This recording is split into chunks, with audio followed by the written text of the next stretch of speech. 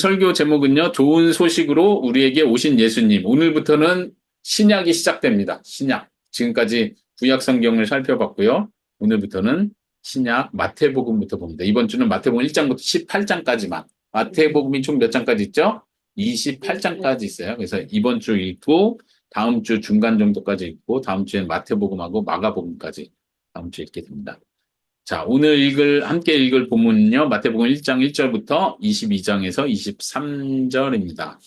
한번 같이 한 목소리를 읽어보겠습니다. 시작. 아브라함과 다윗의 자손 예수 그리스도에게 보라.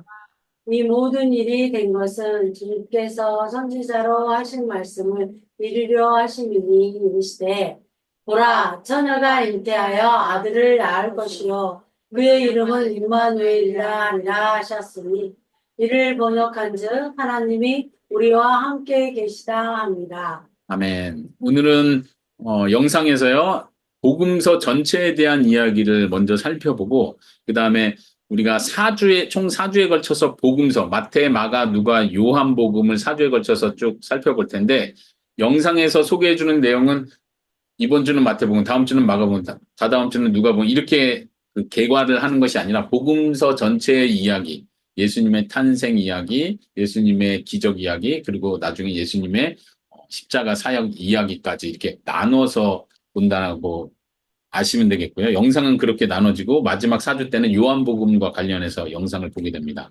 그래서 오늘은 영상을 먼저 보고 이 마태복음 1장 안에서 1절과 22절, 23절에서 강조하는 하나님께서 구약에서 약속하셨던 그 약속이 성취된다는 개념으로서 마태복음을 좀 살펴보도록 하겠습니다. 네, 영상을 같이 보겠습니다.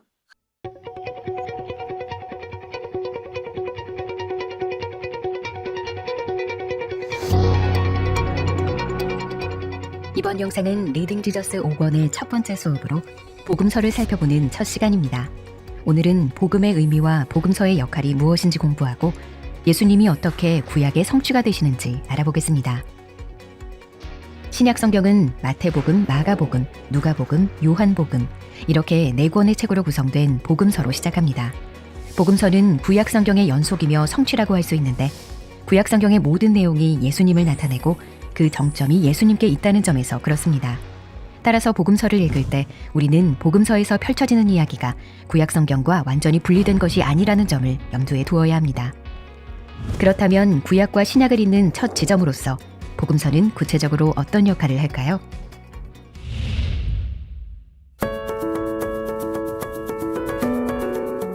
복음이라는 단어는 우리에게 매우 익숙한 단어입니다. 복음이 기본적으로 좋은 소식을 의미한다는 것도 대부분 잘 알고 있죠. 그런데 이 복음이라는 단어는 구약 성경의 배경과 연결해서 살펴볼 때 더 풍성한 의미로 이해될 수 있습니다. 구약 성경은 복음을 하나님께서 통치하신다는 개념으로 설명합니다. 대표적으로 이사야 52장 7절은 이렇게 말합니다. 좋은 소식을 전하며 평화를 공포하며 복된 좋은 소식을 가져오며 구원을 공포하며 시온을 향하여 이르기를 내 하나님이 통치하신다 하는 자의 산을 넘는 발이 어찌 그리 아름다운가. 즉 좋은 소식은 평화를 알리는 소식이며 구원이 이르렀다는 소식이고 하나님께서 통치하신다는 소식입니다. 이 모든 요소들이 합쳐져서 복음이라는 하나의 그림을 그려내는 것이죠. 마가복음은 하나님의 아들 예수 그리스도의 복음의 시작이라는 말씀으로 시작합니다.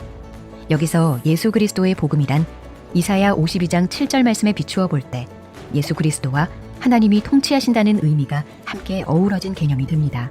즉 예수님께서 이 땅에 오셔서 말씀하시고 행하시는 일들이 하나님의 통치하심을 드러낸다는 뜻이죠. 복음이 좋은 소식인 이유는 이사야와 여러 선지자들이 고대하던 기름 부음 받은 메시아 곧 예수 그리스도를 통해 참된 평화와 구원, 하나님의 통치하심이 선포되기 때문입니다. 복음서의 모든 본문은 예수님이 구원을 이루기 위해 행하신 일들을 중심으로 흘러갑니다. 이는 예수님이 이야기의 주인공으로 등장하지 않으실 때도 마찬가지입니다. 따라서 우리는 3가지를 기억하며 복음서를 읽어야 합니다. 첫째, 성경의 이야기가 예수님을 중심으로 어떻게 흘러가는지. 둘째, 예수님과 다른 인물들 사이의 갈등이 어떻게 전개되는지. 셋째, 예수님을 통해서 하나님의 주권과 구원이 어떻게 펼쳐지는지. 그리스도가 중심인 이 3관점으로 복음서를 읽는 것이 중요합니다.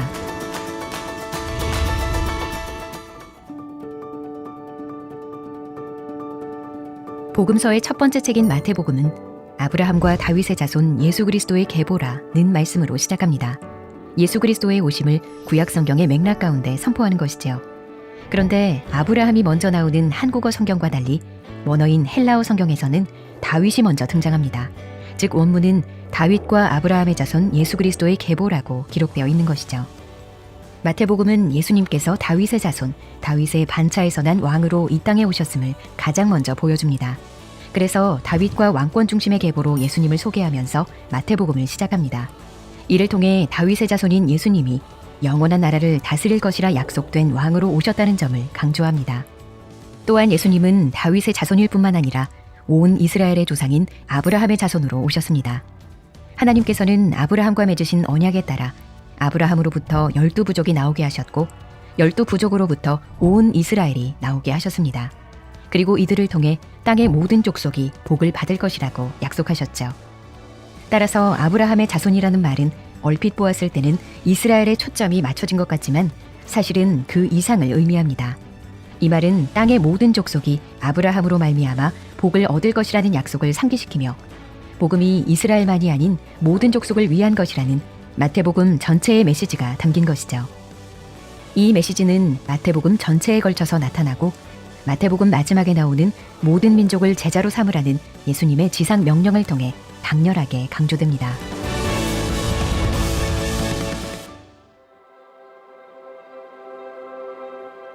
마태복음의 계보에는 아브라함과 다윗 외에도 여러 인물들이 등장합니다. 그리고 우리는 그들의 이름을 통해 이스라엘의 역사를 요약하여 보게 됩니다.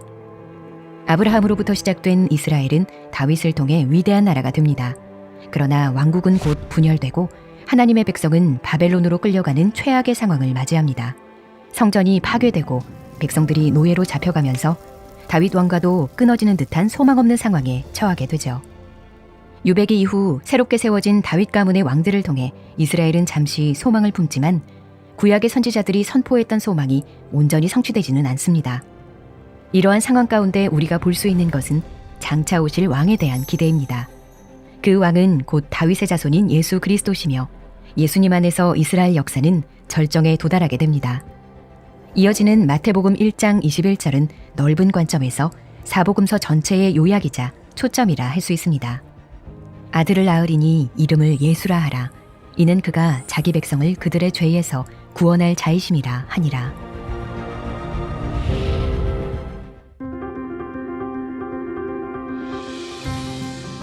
신약 성경에는 구약의 예언이 성취되는 것을 표현하는 주께서 선지자로 하신 말씀을 이루려 하심이니와 같은 구절이 나옵니다. 이를 성취 인용구라고 하는데 마태복음에는 10개 정도의 성취 인용구가 등장합니다. 예를 들어 이사야 7장 14절에는 이런 말씀이 나옵니다. 보라, 처녀가 잉태하여 아들을 낳을 것이요 그의 이름을 임마누엘이라 하리라. 이 말씀은 마태복음 1장 23절에 첫 성취 인용구로 등장하면서 예수님을 통해 이사야의 말씀이 성취되었음을 알립니다. 즉 예수님께서 그의 백성과 함께 하시는 임마누엘의 하나님으로 우리에게 오셨다는 것을 선포하며 마태복음을 시작하는 것이죠. 또한 마태는 흥미로운 방법으로 마태복음을 마칩니다. 볼지어다 내가 세상 끝날까지 너희와 항상 함께 있으리라. 부활하신 예수님께서 자신이 모든 권세를 가지셨으며 자기 백성과 함께 하실 것이라고 선포하신 말씀으로 마태복음의 끝을 맺지요. 이처럼 마태복음이 특별히 강조하는 것은 하나님께서 그의 백성과 함께 하시겠다는 약속을 예수님을 통해 성취하셨다는 사실입니다. 그리고 이러한 구약의 성취는 4개의 복음서 중 특별히 마태복음에서 강하게 드러납니다.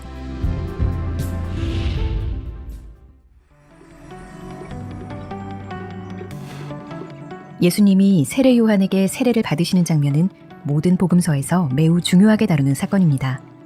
여기서 우리는 선지자 엘리야를 연상시키는 모습으로 등장하는 세례 요한을 보게 됩니다. 구약 성경의 마지막 책인 말라기의 마지막 구절은 세례 요한이 구약과 신약을 연결하는 중요한 역할을 한다는 사실을 알려줍니다. 그리고 유대 광야에서 회개하라, 천국이 가까이 왔느니라고 외치던 세례 요한의 사역은 주의 길을 준비하는 것으로 묘사됩니다.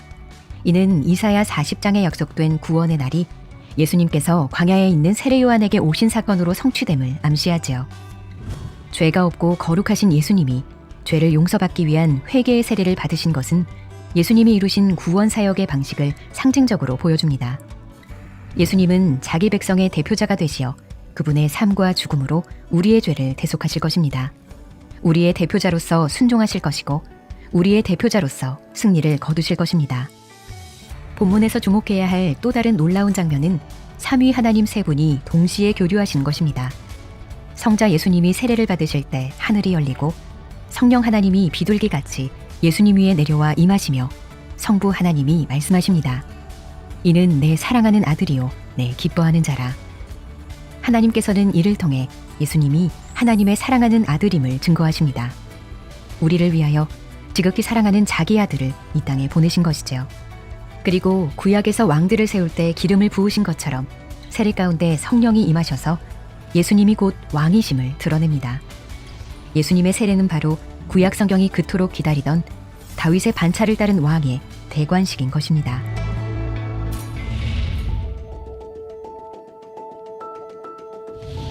우리는 오직 그리스도만이 우리를 구원하실 수 있다는 진리에 집중하며 복음서를 읽어야 합니다.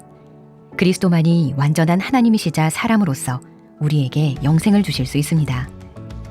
동시에 우리는 구원을 주신 그리스도를 기쁨으로 따라야 하는 제자로서의 부르심을 받았습니다. 성령의 능력으로 복음이 요구하는 삶을 살아내야 합니다. 우리는 그리스도의 사역에 우리의 눈을 고정하면서도 매일의 삶의 거룩함으로 자라가야 합니다. 이러한 신앙의 균형을 유지하는 것이 때로는 어려울 수 있지만 그리스도 중심으로 성경을 읽다 보면 예수님께서 우리를 인도할 것입니다. 네. 복음서의 어떤 개관을 얘기했고요. 그 다음에 우리가 마태복음을 읽을 때 어떤 관점으로 읽어야 될지 좀 힌트를 줬습니다. 여기서 어쨌든 강조한 것은 우리가 지금까지 구약에서부터 계속해서 그리스도 중심으로 성경을 읽어야 된다, 이걸 강조했고요. 이제 복음서에 왔는데 복음서에서는 더더욱 그랬겠죠. 복음서에서 이야기의 주인공 자체가 예수님이신데 때로는 우리가 복음서를 읽을 때조차도 그리스도 중심으로 읽지 못할 때가 있다는 거 우리가 좀 염두에 둘 필요가 있어요. 특히 이번 주에 마태복음을 읽어갈 때 영상에서 소개해줬던 것처럼 예수님께서 어떤 분이신지, 어떤 일을 하셨는지, 또 예수님과 관련된 사람들이 예수님을 어떻게 드러내고 있는지, 그 관계 속에서 예수님의 사역이 어떻게 드러나는지, 또 예수님께서 구원을 어떻게 이루시는지, 이런 관점으로 계속 볼 필요가 있습니다. 복음서를 그리스도 관점으로 보지 못하는 예를 말하자면 이런 거예요. 예수님께서 하신 많은 말씀들 가운데 그걸 교훈적으로 그냥 율법적으로 가지고 오는 거예요. 예수님께서 이렇게 말씀하신 게 많죠. 예를 들면 오른밤을 치거든 왼밤을 돌려대라, 이런 표현. 예수님이 하신 유명한 말들이 많은데 그것들을 마치 구약의 잠언의 말씀을 가져와서 이렇게 좀 적용하듯이 예수님 자체, 예수님께서 어떤 의도로 구원의 어떤 과정 속에서 말씀하셨는지를 생각하지 않고 그냥 잠언 적용하듯이, 속담, 명언 적용하듯이 성경을 그렇게 본다면 그리스도 중심으로 성경을 읽지 못하는 거예요. 그래서 우리가 이번 주에 마태복음을 읽어갈 때 그리스도 중심으로 볼 수 있도록, 오늘 본문에서 마태복음 1장 1절을 먼저 보았습니다. 영상에서도 소개했지만 다윗의 자손이라는 부분이 강조돼서 시작된다고 했어요. 다윗의 자손, 그리고 아브라함의 자손, 예수 그리스도의 족보다 하면서 그 족보를 간략하게 14대로 나눠서 신학적인 관점으로 소개를 해주고 있습니다. 예수님은 어떤 분이시냐? 다윗에게 하셨던 그 다윗 언약을 성취하시는 참된 왕으로서의 예수님이 오신 것이다. 이걸 강조한다는 거죠. 그리고 아브라함을 이야기하는 이유는 뭐예요? 아브라함하고도 창세기 12장에서 하나님께서 중요한 언약을 맺으셨죠. 너를 통해서 온 열방이 복을 받을 것이다. 너가 열방의 복이다. 이런 이야기를 아브라함에게 처음 하셨던 거예요. 그 뜻을 이루기 위해서 아브라함의 자손 중에 야곱, 이스라엘을 선택하셨고 이스라엘이 나라를 이루면서 다윗 왕국이 시작됐던 거죠.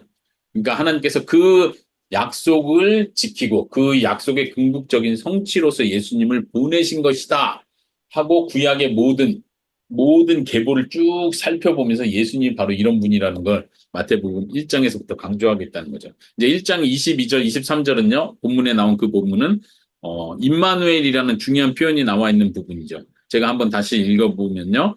이 모든 일이 된 것은 주께서 선지자로 하신 말씀을 이루려 하심인데 보라 처녀가 잉태하여 아들을 낳을 것이요 이름은 임마누엘이라 하리라. 이를 번역하면 하나님께서 우리와 함께 계시다는 뜻이다. 이거는 이제 이사야서에서 이사야 선지자가 예언했던 내용이에요. 그 이스라엘의 북이스라엘이 멸망하기 바로 전에 약 10여 년 전에 이사야 선지자가 아하스 왕에게 예언했던 말이죠. 그러니까 지금 당신이 이렇게 하나님을 신뢰하지 못하고 있는데 하나님께서 표징을 보여줄 것입니다 하면서 여자가 잉태해서 아들을 낳을 것인데 하나님이 함께 하신다는 그 이름을 가질 것이다. 이게 무슨 뜻이지? 이사야 선지자 시대는 그 무슨 뜻인지 명확하지 않았지만 그 성취가 바로 예수님이라는 걸 강조합니다. 예수님이 이 땅에 태어나셨습니다. 예수님이 오신 건 그냥 한 사람 훌륭한 선지자가 태어난 것이 아니라 하나님께서 우리와 함께 하시는 엄청난 사건이라고 말하는 거예요. 예를 들면 구약시대에 하나님께서 성막을 지어라. 이스라엘 백성 가운데 내가 거할 성막을 지어라 할 때 이 성막을 지었을 때는 하나님께서 우리와 함께 계시다 하는 거예요. 이 성막에 하나님이 임재하시니까 계시다는 뜻이죠. 근데 예수님이 그냥 딱 오셨는데 예수님이 오신 것 자체가 하나님께서 우리와 함께 계시다는 증거다 이렇게 말한 거예요. 그 이름 안에서 그걸 드러내고 있죠. 그러니까 예수님이 어떠한 분이신지 또 앞으로 어떠한 일을 하실지를 보여준다. 영상에서는 마태복음 28장을 마지막 소개했죠. 예수님께서 죽으시고 부활하시고 하늘로 다시 올라가실 때 이 말씀하십니다. 너희는 가서 모든 족속에게 복음을 전해라 하면서 내가 세상 끝날까지 너희와 항상 함께 있다. 이렇게 선언하신 거예요. 예수님이 우리와 함께 있고 지금도 함께 있고 앞으로도 함께 있고 영원히 함께 계실 하나님이시다. 우리는 이것을 믿고 고백합니다. 이것이 바로 예수님 중심으로 성경을 보는 아주 중요한 패턴이죠. 영상에서도 마태복음 안에 구약의 예언이 성취된 것이다라는 표현이 여러 개 나온다고 했는데 한 10개 정도 나온다고 했는데 주석가 D.A. 칼슨이라는 사람은요 12개의 구약의 인용 구절이 있다 하면서 이렇게 쭉 표현했는데 요약을 해봤습니다. 첫 번째는 마태복음 1장 우리가 읽은 본문이죠. 처녀가 잉태하여 아들을 낳을 것이다. 임마누엘이다. 이사야 본문에서 가져왔습니다. 또 메시아가 베들레헴에서 태어날 것이라는 예언도 미가 선지서에 보면 나와요. 이 부분도 마태복음에서 인용해요. 이것을 이루기 위해서다. 그 다음에 예수님께서 어린 아이 때 도망을 치시죠. 왜 도망치시죠? 동방 박사들에 의해서 메시아가 이곳에 태어났다는 소문을 헤롯 대왕도 듣게 되고 죽이려고 하죠. 그 메시아들 내 권위를 위협할 그 아이를 죽여라 하면서 그 당시에 유아들 다 학살하는 엄청난 일이 나죠. 그때 예수님 예수님의 법적 아버지인 요셉은 천사의 말을 듣고 이집트로 도망을 가게 돼요. 그래서 예수님이 생명을 유지하는 거예요. 그때 그 사건을 가리켜서도 마태복음 2장에서는 호세아의 말씀을 이루기 위해서다 하면서 내 아들을 이집트에서부터 불러내었다 이런 표현을 해요. 사실 이 호세아 배경은 이스라엘 백성이 이집트에 노예 생활하다가 하나님께서 이스라엘 백성을 이집트에서 끌어낸 사건을 이제 언급하는 거거든요. 이스라엘이 내 아들이다라고 표현해서 내 아들은 이집트에서 불러냈다라고 하는데 이것을 예수님에게 적용하는 거예요. 예수님이 이스라엘의 대표자로서 이집트에 가신 거예요. 도망치셨잖아요. 근데 나중에 이집트에서 예수님 천사가 다시 명령해서 이집트에서 다시 올라오게 하거든요. 이스라엘로. 그때 이 말을 언급하면서 내 아들을 이집트에서 불러냈다는 말을 이루기 위해서였다. 이런 표현을 해요. 또 유아 학살 사건이 있을 때도 예레미야의 구절을 인용하면서 이 일을 이루기 위해서다. 이런 표현을 하고요. 나사렛 사람이라 불리라는 표현도 이런 인용 구약을 성취하기 위해서다. 이런 표현을 합니다. 또 이것도 나중에 살펴볼 텐데 스불론과 납달리가 큰 빛을 받았다. 예수님께서 그쪽 지역, 스불론과 납달리 지역을 전도하고 복음을 전하러 가시는 그 사건을 언급하면서도 이사야서의 본문을 인용해서 스불론과 납달리가 큰 빛을 보았다. 이렇게 표현합니다. 특히 이제 중요한 표현 중에 하나는 마태복음 8장에 나오는 표현인데요. 마태복음 8장은 그 전후로 예수님께서 병자를 고치고 많은 기적을 행하시는, 또 특히 이제 귀신을 쫓아내시고 또 병든 자를 고치시는 장면이 나오는데, 그것을 언급하면서도 마태는 구약의 이 말씀을 이루기 위해서다. 우리의 연약함을 친히 담당하셨다는 말씀을 이루기 위해서 이러한 일을 하셨다. 귀신을 쫓아내고 병을 고치는 일을 하셨다. 이사야서 53장은 우리가 잘 아는 본문이에요. 53장 어떤 내용이죠? 그는 실로 우리의 질고를 지고 우리의 죄를 담당하셨거늘.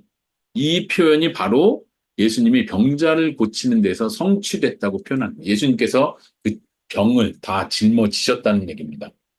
마태복음 12장에서도요, 여기서도 내 기뻐하는 종, 이방인들이 그에게 소망을 둘 것이다. 이런 표현. 네, 마태복음 13장에서도 이제 13장 2번 인용이 되죠. 여기서도 예수님께서 비유를 계속 말해요. 특히 마태복음 13장은 천국 비유로 유명한 장이에요. 천국 비유를 여러 가지로 말하죠. 예를 들면 우리가 잘 아는 4가지 밭이 있었는데 어느 밭에 뿌렸더니 다 씨가 말라 죽었고 좋은 밭에 뿌렸더니 이제 30배, 60배, 100배의 열매를 맺었다. 이런 표현. 가라지 비유. 그 다음에 진주, 밭에 감추인 모화 비유. 막 이런 비유들이 다 마태복음 13장에 나오는데 하나님의 나라가 어떠한지 하나님 나라의 비밀을 말해주는 건데 예수님께서도 이때 제자들이 왜 갑자기 예수님 비유로 말씀하세요? 그랬더니 예수님께서 하시는 대답이 이런 거예요. 내가 말하는 이 비유로 듣는 사람은 있어도 깨닫지 못하게 하기 위해서다. 이것이 이사야의 말씀을 인용하는 거죠. 그 다음에 예수님께서 내가 입을 열어 비유로 말하리라는 그런 시편의 말씀을 인용한다. 그것이 성취된 것이다. 이렇게 표현합니다. 우리가 이번 주에 18장까지 있고요. 이제 그 다음 주에 나오는 거지만 마태복음 21장, 27장 마지막 부분도 예수님께서 나귀를 타고 예루살렘에 입성하시는 장면도 스가랴서에 나온 겸손하여 너의 왕은 겸손하여 나귀를 타리라 이 표현이 성취된 것이다. 그리고 예수님께서 가룟 유다에 의해서 은 30냥이 팔리는 내용도 이것도 스가랴에 나온 이 말씀이 성취되기 위해서다라는 표현을 하고 있습니다. 그래서 마태복음을 볼 때는 특별히 구약의 그 많은 메시아 예언이 성취된 그 주인공이 바로 예수님이시구나라는 걸 마태가 그 당시 많은 유대인들에게 증거하기 위해서 쓴 기록된 복음서다. 이걸 우리가 기억하면서 그 관점으로 예수님 중심으로 복음서를 읽을 수 있기를 바랍니다. 이제 오늘 이제 후반부로 같이 나눌 내용은 마태복음의 한 중요한 내용을 같이 나누려고 합니다. 주제는 용서에 대한 주제예요. 왜 이 주제를 택했냐면 일단 이 용서에 대한 중요한 주제가 마태복음 6장에서 한번 나오고 또 반복되게 거의 비슷한 내용처럼 18장에서 똑같이 반복이 돼서 나옵니다. 용서의 주제요. 특히 마태복음 6장에서는 예수님께서 주기도문을 가리키실 때 이 용서를 교훈하세요. 14절 15절이 그 주기도문이 끝난 바로 다음 구절이거든요. 주기도문은 우리가 주일마다 매주 반복하죠. 오늘도 읽었습니다. 같이 한번 주기도문을 반복을 해볼까요? 시작. 하늘에 계신 우리 아버지여, 이름이 거룩히 여김을 받으시며 나라가 임하시오며 뜻이 하늘에서 이루어진 것처럼 땅에서도 이루어지이다. 그 다음 오늘 우리에게 일용할 양식을 주셨고 그 다음 우리가 우리에게 죄 지은 자를 사하여 준 것 같이 우리 죄를 사하여 주옵시고 바로 이 부분이에요. 그 다음에 시험에 들게 하지 마시고 악에서 구해 주십시오. 이 부분이 주기도문의 마지막인데 그 중간에 중요한 용서의 주제는 굉장히 특별한 예수님이 언급하신 기도의 내용이에요. 다시 우리가 우리에게 죄를 지은 자를 용서해 준 것처럼 하나님 저의 죄도 용서해 주세요. 이렇게 기도하라고 가르친 거예요. 우리가 매주 회개 기도하고 사죄, 용서를 받는 확신을 매주마다 갖습니다. 우리가 하나 놓치지 말아야 될 것은 나는 이번 주에 미워한 사람은 없는가? 우리가 십계명도 계속 반복하죠. 살인하지 말라. 그리고 요한 1서에 보면 미워하는 자마다 살인하는 자요. 신약의 해석을 우리가 같이 읽습니다. 우리는 이번 주에 미워하는 사람 없었는가? 아니, 저 사람이 나한테 먼저 이런 식으로 했으니까 내가 화가 나서 그랬지. 그냥 미워하는 마음이 확 들었지. 이거를 마치 별거 아닌 것처럼 생각해서는 안 된다는 이야기입니다. 형제 간에도, 자매 간에도, 부부 간에도 우리가 싸워요. 미운 마음이 들어요. 화가 나요. 나쁜 말도 했어요. 그런데 주일 예배 드릴 때 뭐 별로 그냥 중요하지 않은 것처럼 그렇게 예배에 참여해서는 안 됩니다. 항상 우리는 아까 회개의 기도, 참회의 기도 합시다 하면서 제가 언급했던 말씀이 내 죄를 깨닫게 해주세요라는 기도를 항상 같이 해야 돼요. 그리고 하나님 내 죄를 미워하는 마음, 죄를 통회하는, 통곡하는 마음을 주세요라고 같이 기도해야 된다고 말했습니다. 왜냐하면 우리가 사실 일주일을 살면서 미워하는 거에 대해서 그렇게 큰 죄라고 생각 안 해요. 조금 화낸 거에 대해서 큰 죄라고 생각 안 해요. 어떻습니까?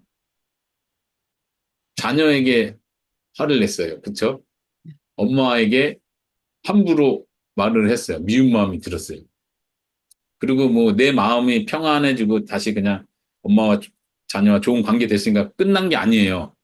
그냥 사람 간에 했다고 끝나는 것이 아니라 이것이 하나님 앞에서 죄라는 거 우리가 다시 인식하고 하나님께 용서를 구할 수 있어야 돼요. 근데 예수님께서 강조하시는 건 뭐예요? 우리가 먼저 다른 사람을 용서해 줄 때 비로소 우리는 하나님께 용서해 달라고 말할 수 있는 위치가 된다는 걸 가르쳐 주는 거예요. 나는 용서하지 않으면서 하나님 용서해 주세요. 하나님 사랑 많으시다면서요. 이렇게 말할 수는 없다는 겁니다. 이해하시겠습니까? 네. 그러면서 주기도문이 끝날 때 예수님께서 바로 이 말씀, 위의 말씀 먼저 한번 읽어볼게요. 이 말씀 하십니다. 같이 읽어볼게요. 시작. 너희가 사람의 잘못을 용서하면 너희 하늘 아버지께서도 너희 잘못을 용서하시려니와 너희가 사람의 잘못을 용서하지 아니하면 너희 아버지께서도 너희 잘못을 용서하지 아니하시리라. 여기서 분명히 예수님께서 말씀하세요. 강조, 예수님의 이 말씀의 강조는 어디에 나타나냐면 조건적으로 말한다는 거에서 그 강조가 나타나는 거예요. 너가 다른 사람 용서 안 해? 만약 그렇게 안 한다면 하나님도 너의 죄를 용서하지 않을 거야. 이렇게 말해요. 이건 예수님께서 용서하는 삶을 실천하는 게 얼마나 중요한지를 과장법적으로 강조하시는 거예요. 마치 너의 오른손이 죄를 범하면 오른손을 잘라내. 너의 오른쪽 눈이 죄를 범하면 눈을 빼버려! 라고 예수님이 아주 과장법으로 강조하는 것처럼 그 정도로 중요하다는 걸 강조하는 것처럼 이렇게 조건적으로 말하는 것 자체가 예수님께서 용서를 그렇게 강조하신다는 거예요. 우리는 다른 사람을 용서하고 내 마음으로부터 그 사람을 용서하는 걸 아니 그럴 수도 있고 아닐 수도 있고 이렇게 생각할 수는 없습니다. 예수님께서는 이걸 가장 중요하게 생각하셨고 구원과 직결되는 문제로서 이것을 강조하고 있습니다. 내가 다른 사람을 용서하지 못한다면 하나님께서도 나의 죄를, 우리의 죄를 용서하지 않을 것이다. 그렇죠? 용서하면 하나님께서도 용서하실 것이다. 그 다음에 18장에서는요, 예수님께서 다시 용서에 대한 주제를 반복하게 되는데 이 주제가 나온 것은 베드로의 질문에서부터 시작돼요. 베드로가 뭐라고 질문하냐면 예수님, 그러면 사람이 나에게 계속해서 죄를 지으면 그러면 몇 번을 용서해야 됩니까? 7번 용서하면 되겠습니까? 근데 이제 베드로가 강조한 7번이라는 건 엄청난 완벽한 숫자로서의 7번이에요. 근데 예수님께서는 이때 비유를 하나 말씀해 주세요. 무슨 비유? 임금과 종의 비유를 들면서 한 종이 임금에게 10,000달란트의 빚을 졌다. 그 종이 주인님 살려주세요. 애걸할 때 임금이 불쌍히 보고 그 10,000달란트를 탕감해 줬다. 빚을 면제해 준 거예요, 그냥. 10,000달란트라는 어마어마한 돈. 오늘날 돈으로 하자면 한 6천억 정도 계산하는 사람 있어요. 6천억 정도. 그러니까 6억이 아니고 600억도 아니고 6천억 정도. 이거는 이제 한 개인이 뭐 해서 갚을 수 있는 돈이 아니죠.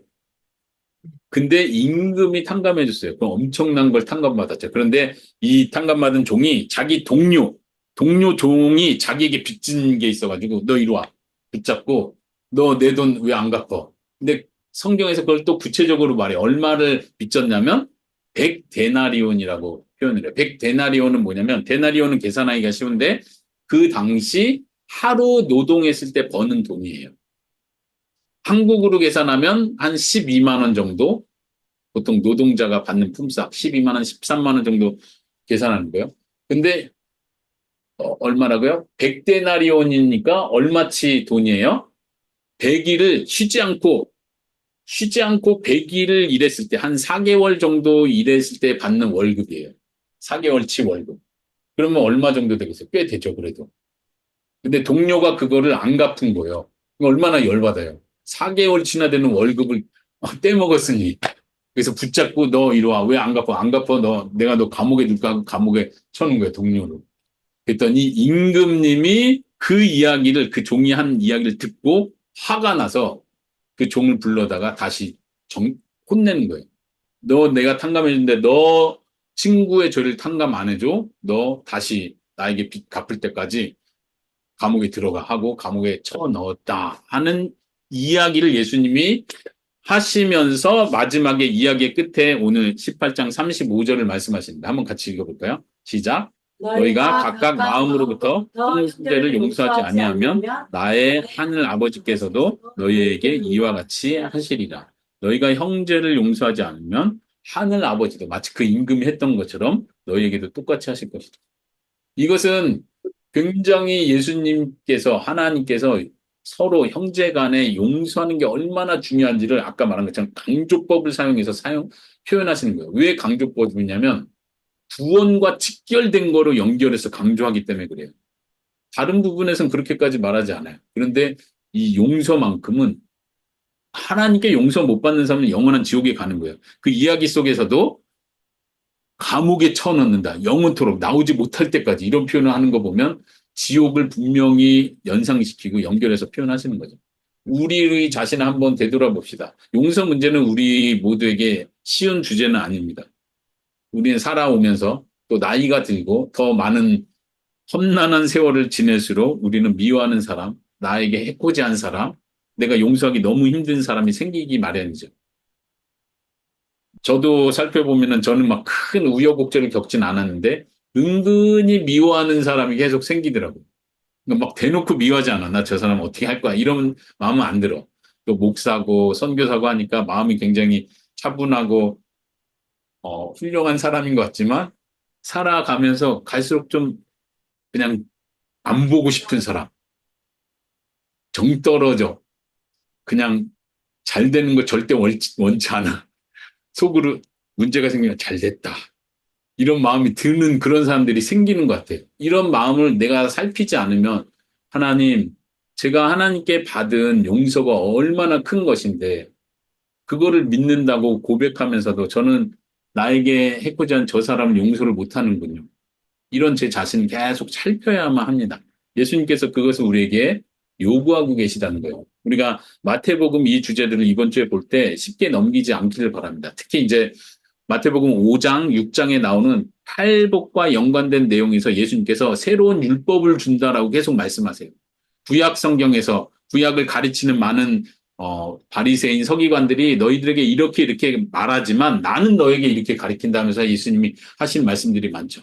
그 중에 하나가 아까 말씀드렸던 오른밤을 치거든 왼밤을 돌려대라. 너희는 형제를 사랑하고 원수를 미워하라는 말을 지금까지 배우고 교육받았겠지만 나는 너에게 말한다. 원수를 사랑해라. 그리고 너희를 박해하는 자, 핍박하는 자를 위해서 기도해라.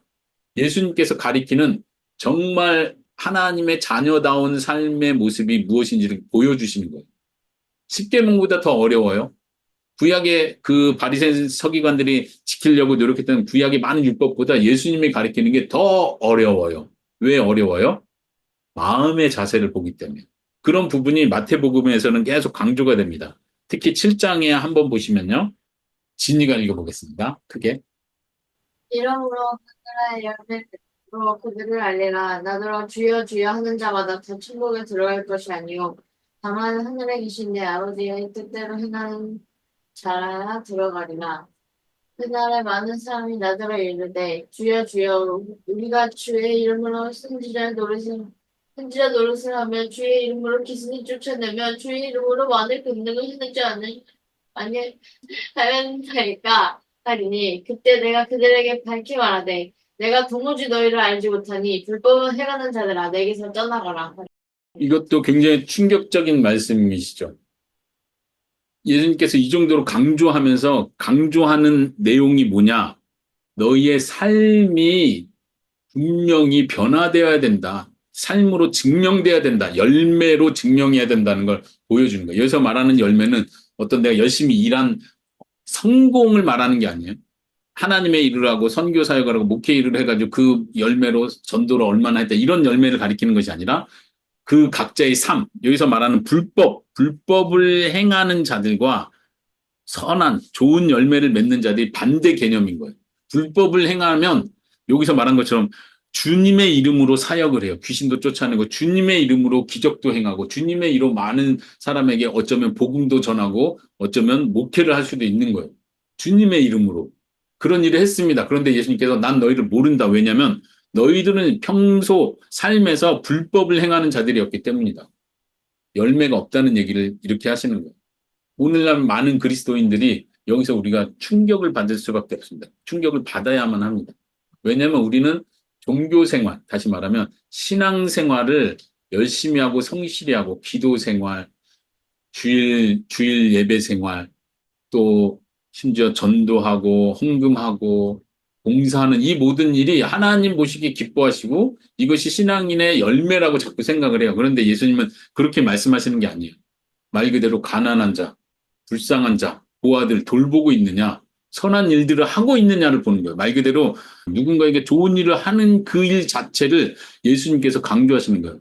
왜냐하면 이것은 구약에서부터 많은 선지자들이 강조했던 것. 정의를 행하고 공의를 행하라. 가난한 자, 고아들, 과부들을 돌보라. 억압하지 말라. 이런 모든 교훈들이 예수님도 그대로 똑같이 말씀하고 계시다는 거 우리가 기억을 해야 합니다. 한 구절 더 볼까요? 이거는 이제 25장 다음 주에 보게 될 내용인데 여기서도 예수님께서 어떤 면에서 마치 행함, 우리의 마치 행함으로 구원받는다고 말씀하시는 것 같이 느껴질 정도로 굉장히 우리의 삶을 강조하세요. 여기서 이제 예수님께서도 또 비유로 말씀하시는 건데 마지막 때에 임금이 염소와 양을 구별할 것이다. 양은 선한 자들을 가리키고 염소는 악한 자들을 가리키는데 염소는 영원한 불에 들어가게 한다. 이 표현을 하시면서 이 비유를 드시는 내용이에요. 근데 오른편에 있는 자들을 칭찬하시는 거예요. 너희가 내가 어려웠고 힘들 때 나를 돌봐줬다. 이런 표현하고 왼편에 있는 자들, 염소라고 표현된 이 자들에게 저주를 하시면서 하시는 말씀이에요. 예수님께서 비유라는 그 틀 안에서 아주 중요한 말씀을 하시는 거예요. 근데 여기서 핵심은 다른 것이 아니라 이 마지막에 설명해 주는 것처럼 작은 자, 너희 가운데 있는 작은 자, 힘없는 자, 연약한 자, 어린 자, 노약자들에게 그 한 사람이 여기서 표현하듯이 줄이고 있을 때, 목마를 때, 나그네 되어서 잠잘 데가 없을 때, 헐벗었을 때, 병들었을 때, 옥에 갇혔을 때, 그 작은 자, 연약한 자에게 하지 않은 것이 잘 해줘야 되는데 우리는 뭐 나쁘게 대하진 않았지만 그 사람한테 뭘 갖다 주거나 잘해주진 않을 때가 더 많잖아요. 잘해주지 않은 것이 곧 나에게 하지 않은 것이다. 그러니까 영원한 불에 들어가라. 그러니까 영원한 벌을 받아라. 이렇게 표현하시는 거예요. 이건 우리의 구원과 연관된 표현이란 면에서 굉장히 충격적인 거예요. 왜냐하면 우리가 잘 알듯이 그리스도 중심으로 성경을 읽고 구약에서부터 신약 마지막까지 그리스도 중심으로 성경을 읽는다는 건 복음 중심. 우리가 간단하게 쉽게 말해서 예수님 믿으면 구원받는다. 이게 복음의 핵심이라고 우리는 믿고 있는데 정작 예수님께서는 나를 믿으면 천국 간다. 영생에 들어간다. 나를 믿으면 영원한 불에 들어가지 않는다. 이렇게 단순하게 말씀하시지 않는다는 거예요. 도리어 예수님은 나를 믿는다는 것이 무엇을 의미하는지를 설명해 주고 계신 거예요. 우리는 쉽게 예수님 믿습니다. 진심으로 믿습니다. 근데 삶은 변하지가 않아요. 그냥 내 마음대로, 내 욕심대로 그냥 살아가는 거예요. 매주 똑같이. 예수님 말씀하기는 너가 나를 믿는다면 나를 따라야 한다. 나를 따른다는 건 십자가를 지고 따른다는 것이다. 목숨을 걸고 나를 따른다는 것이다. 어떤 핍박, 어려움이 있더라도 다른 사람과 다르게 산다는 것이다. 그러면서 이런 비유를 계속 주시는 거예요. 쉽게 이해할 수 있도록. 예수님을 믿는다는 다는 것은 하나님께서 원하시는 삶을 사는 거예요. 내가 하나님께 받은 것이 크다고 믿는다면 다른 사람에게 베풀 수 있는 삶을 살아야 된다는 거예요. 그런 차원에서 처음에 얘기했던 용서도 마찬가지예요. 내가 하나님께 받은 큰 용서를 내가 믿는다면 내가 다른 사람에게 용서를 베푸는 것도 당연히 나와야 되는, 믿는 사람이 당연히 그렇게 행해야 되는 것이다라고 예수님 말씀하고 계신 거예요. 아까 7장에서 열매로 그들을 알 것이다. 내가 참으로 변화된 사람인지 하나님의 자녀인지를 확신할 수 있는 근거는, 소위 말하는 구원의 확신의 근거는 뭔가요? 구원을 우리가 확신하는 건 예수님께서 우리를 대신해서 죽으셨기 때문이에요. 근데 우리가 삶이 변화됐다는 것이 구원을 확신할 수 있는 근거가 됩니다. 내가 삶이 변화 안 됐는데 난 또 맨날 죄를 반복해서 아무 거리낌 없이 죄는 짓고 있는데 나 예수님 믿으니까 구원 받았다고 확신해요. 이렇게 말하는 건 가짜예요. 우리는 우리의 삶을 통해서 우리가 구원받은 자라는 걸 증거하고 확신해 나가야 합니다. 여기서 표현하는 것처럼 종교적인 어떤 행위가 아니라, 그래서 마태복음 5장과 6장 이번 주에 읽어갈 때 잘 보십시오. 예수님께서 종교적 행위를 경계시키세요. 금식할 때, 기도할 때 사람들에게 보이려고 하지 마라. 심지어 구제할 때, 다른 사람 도와주는 일조차도, 아까 가난한 자, 헐벗은 자 도와준다 했는데 도와주는 일 할 때조차도 외식적으로, 가식적으로 누군가에 보이기 위해서 한다면 하나님이 싫어하신다. 또 이렇게 말씀하세요. 너무 힘들죠. 하나님께서 우리에게 요구하시는 건 우리의 마음이 근본적으로 변화돼서 진심으로 하나님께 받은 구원과 용서가 감사함으로 내 삶에서 하나하나 실천해 나가는 거예요. 그럼 얼마나 더 완벽하게 실천해야 됩니까? 우리는 이걸 또 알고 싶죠. 내가 구원의 커트라인을 통과했는지 안 통과했는지를 알고 싶을지 모르겠는데 예수님께서 말씀하시는 건 그게 아니에요. 각 사람마다 믿음의 분량은 다 달라요. 각 사람마다 신앙의 수준은 다 달라요. 어떤 사람은 용서를 너무 쉽게 해요. 근데 어떤 사람에게 용서라는 주제는 하나님과의 문제에 있어서 굉장히 큰 이슈일 수 있어요. 그건 다 사람마다 다르다는 얘기예요. 어떤 사람은 긍휼의 마음이 많아서 긍휼을 베푸는 게 너무 쉬운 사람도 있어요. 근데 어떤 사람은 누군가에게 다가가고 친절을 베푸는 것 자체가 굉장히 큰 이슈일 수 있다는 얘기예요. 사람마다 다 달라요. 하나님께서는 각 사람에게 맞게 평가하실 겁니다. 그러니까 우리가 눈에 보이는 기준, 이 정도 하면은 거듭난 사람 맞나? 이 정도 하면 열매 맺는 사람 맞나? 이 정도 하면 우리 구원을 확신해도 되나? 이런 기준은 없습니다. 하나님과 나와의 문제예요. 하나님은 우리의 마음을 보십니다. 내가 진짜로 예수님을 나의 주님으로 모셨고 진짜로 예수님을 따르는 사람이고 세상과 다르게 구별된 삶을 사는 사람이라면 나는 마음으로부터 변화된 삶을 하나씩 하나씩, 지금부터 하나씩 하나씩 살아가고 성장해 가야 됩니다. 처음 예수님 믿은 사람하고 이제 예수님 믿은 지 20년, 30년 된 사람하고 하나님께서 요구하시고 바라시는 수준이 다르겠죠. 내가 다른 사람하고 비교하면 안 돼요. 나는 이 정도로 하나님의 일을 많이 했는데 저 사람은 하나님의 일도 많이 못하고 아이고 자기 죄 컨트롤하는 것도 힘들어 맨날 저러네. 저러고도 크리스찬이야? 이렇게 말할지 모르지만 사실 하나님은 나에게 더 많은 걸 이미 주셨어요. 부모님을 통해서 더 큰 믿음을 주셨고 좋은 환경을 통해서 하나님을 더 신뢰할 수 있는 환경도 주셨고 이건 다 하나님이 주신 거예요. 그렇다면 내 신앙과 저 사람의 신앙을 비교해서는 안 되겠죠. 내가 하나님 앞에서 예수님께서 계속 우리에게 마태복음을 통해서 그걸 근본적으로 가리키십니다. 그냥 나를 믿어라. 그러면 구원받는다. 내가 너희 죄를 위해서 죽었으니까 너네 행위는 아무 중요하지 않아. 나만 믿기만 하면 돼. 이렇게 예수님은 복음서에서 가르치시지 않습니다. 진짜 믿음이 무엇인지를 계속해서 집요하게 가르치세요. 예수님을 따른다는 거, 예수님을 영접한다는 거, 예수님을 믿는다는 게 뭔지를 복음서를 통해서 아주 분명하게 가르쳐줍니다. 우리는 그것을 놓쳐서는 안 됩니다. 반대로 그것 때문에 또 율법적으로 빠지면 안 돼. 이것도 해야 되고 이것도 해야 돼. 그래야 예수님 믿는 거야. 이것을 해야지 내가 구원받을 수 있어. 내가 용서해야지 내가 구원받을 수 있어. 내가 가난한 사람 도와줘야지 하나님이 나를 영원한 불에 집어넣지 않으실 거야. 이렇게 생각하는 율법주의에 빠져선 안 돼요. 그럼에도 불구하고 참된 복음은, 참된 믿음은 우리의 삶을 변화시켜서 우리로 행동하게 합니다. 이것이 구약에서 예언됐던 내용이죠. 에스겔서, 예레미야서에서 하나님께서 우리에게 새 마음을 주시고 새 영을 주셔서 하나님의 법을 기뻐하며 행하게 하신다고 하셨어요. 이게 복음의 핵심입니다. 그냥 믿고 끝나는 게 아니라 성령님이 내 안에 계셔서 새 마음이 되어 하나님의 법을 즐거워하며 행하게 되는 것이 복음의 핵심입니다. 우리의 삶이 변화되는 것으로 우리는 그것을 증거할 수 있습니다. 오늘 말씀 잘 이해하셨습니까? 이번 한 주간도 그렇게 마태복음을 통해서 도전받고 또 기도하고 실천하는 한 주가 될 수 있기를 바랍니다.